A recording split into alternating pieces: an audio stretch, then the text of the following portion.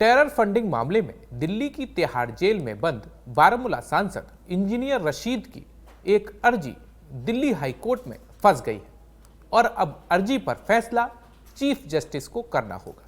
मामला संसद की कार्रवाई में शामिल होने के खर्च से जुड़ा है, जिसके लिए सरकार ने करीब 17 लाख रुपए का खर्च बताया है और सांसद इंजीनियर रशीद को यह खर्च उठाना है। जबकि सांसद इंजीनियर रशीद का कहना है कि वो जनता की सेवा के लिए संसद की कार्यवाही में शामिल होने गए थे और वो अपने क्षेत्र का प्रतिनिधित्व करने के लिए कार्रवाई में शामिल हुए। ऐसे में उन पर जो खर्च थोपा जा रहा है उसे सरकार को उठाना चाहिए। इसके लिए दिल्ली हाई कोर्ट में सांसद इंजीनियर रशीद ने एक याचिका भी दायर की, लेकिन फैसले पर जज विभाजित हो गए और जजों ने जो फैसला दिया वो याचिका को और अटका गया। जम्मू कश्मीर टेरर फंडिंग मामले में तिहाड़ जेल में बंद बारामूला सांसद इंजीनियर रशीद की एक याचिका पर दिल्ली हाई कोर्ट ने विभाजित फैसला दिया है। 2 जजों की बेंच ने याचिका को लेकर अलग अलग फैसला दिया है। ये याचिका संसद सत्र में भाग लेने के लिए यात्रा का खर्च केंद्र सरकार द्वारा वहन करने का निर्देश देने से जुड़ी है। अब इसका फैसला चीफ जस्टिस करेंगे। जम्मू कश्मीर के बारामूला से member of parliament engineer Rashid को लेकर दिल्ली हाई कोर्ट से एक अहम फैसला आया है। दरअसल दिल्ली हाई कोर्ट में इंजीनियर रशीद के पार्लियामेंट जाने और कस्टडी पैरोल पर ट्रैवल खर्च लगाए जाने को लेकर मामला काफ़ी दिनों से चल रहा था। मामले को लेकर एक अहम फैसला आया, लेकिन ये फैसला विभाजित था, यानी कि 2 रुकनी बेंच 2 सदस्य बेंच इस मामले की सुनवाई कर रही थी, जिसमें एक थे जस्टिस अनूप जयराम भंबानी। उनकी तरफ से ट्रैवल खर्च मामले को लेकर इंजीनियर रशीद के हक में फैसला दिया गया और ये कहा गया कि सरकार को उनके पार्लियामेंट आने जाने का खर्च उठाना चाहिए। लेकिन उनके जो साथी जस्टिस विवेक चौधरी थे, उनकी तरफ से ये फैसला दिया गया कि सरकार को ऐसा करने की ज़रूरत नहीं है, यानी कि एक से फैसला बराबर हो गया। अब इस मामले को दिल्ली हाई कोर्ट के चीफ जस्टिस के पास भेज दिया गया है कि इस मामले पर वो कोई फैसला लें। ये बहरहाल इस पूरे मामले पर अब चीफ जस्टिस के ऊपर जो है पूरे जम्मू कश्मीर की, पूरे मुल्क की और ख़ास तौर से इंजीनियर रशीद और उनकी पार्टी अवामी इत्तेहाद पार्टी की नज़रें हैं कि चीफ जस्टिस इस मामले पर क्या रुख इख्तियार करते हैं। नमस्कार, न्यूज़ 18 के सोशल मीडिया प्लेटफॉर्म पर आपका स्वागत है। मैं हूं धीरज कुमार दुबे।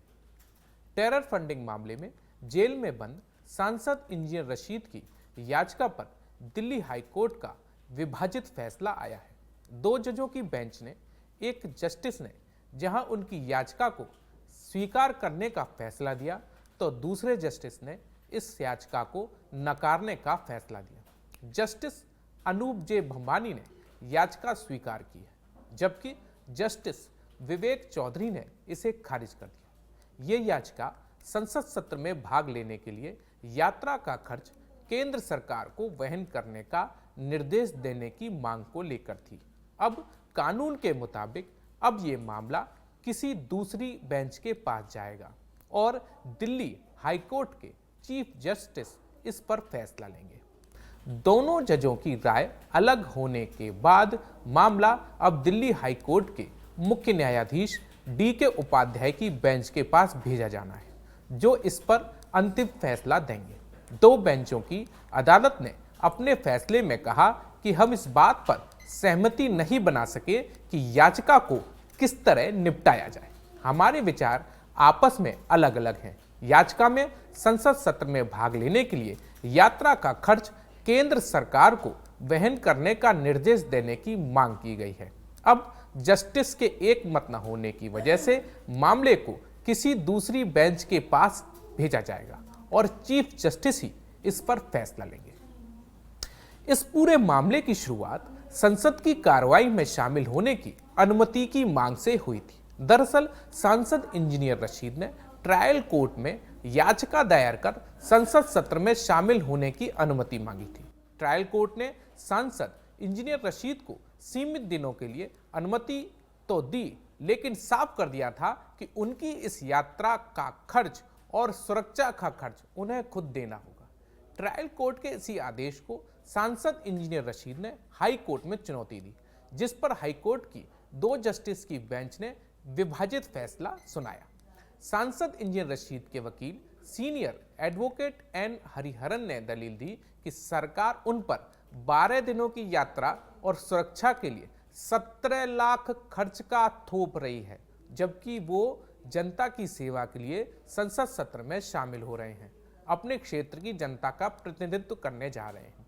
वकील एन हरिहरन ने यह भी कहा कि रशीद तार्किक रूप से मांगे गए खर्च का भुगतान कर सकते हैं, यहां तक कि वे पुलिस वालों के लंच और डिनर का खर्च भी उठा सकते हैं, लेकिन वे इस स्थिति में नहीं है कि वे पुलिस वालों की सैलरी का खर्च उठाएं।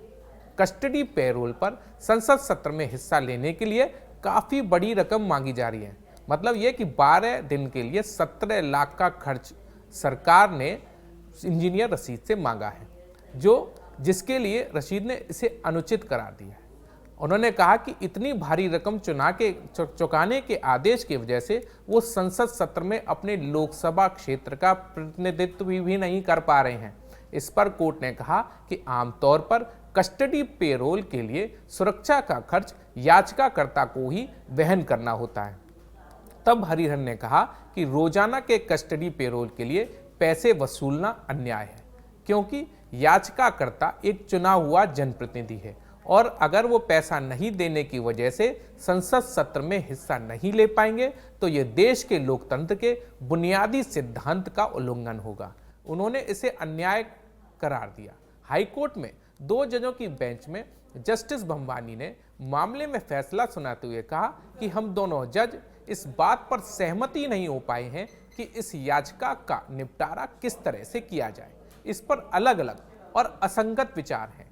इंजीनियर रशीद फिलहाल तिहाड़ जेल में बंद हैं और उन पर यूएपीए के तहत आतंकी फंडिंग के आरोप हैं। उन्हें राष्ट्रीय जांच एजेंसी यानी एनआईए ने 2019 में गिरफ्तार किया था। इसके बावजूद उन्होंने 2024 के लोकसभा चुनाव में बारामूला सीट से शानदार जीत दर्ज की और तत्कालीन जम्मू कश्मीर के मुख्यमंत्री उमर अब्दुल्ला को 2 लाख से अधिक मतों से पराजित किया।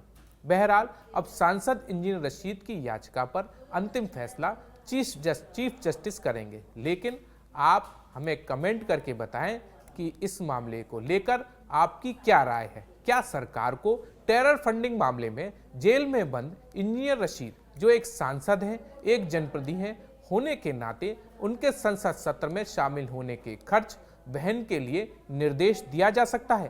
आप अपने कमेंट में हमें 4 सेक्शन में अपना बता सकते हैं जवाब।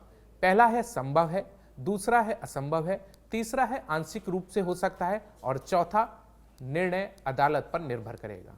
देश विदेश की खबरों के साथ जम्मू कश्मीर, लद्दाख और हिमाचल की खबरों के लिए सब्सक्राइब कीजिए। धन्यवाद।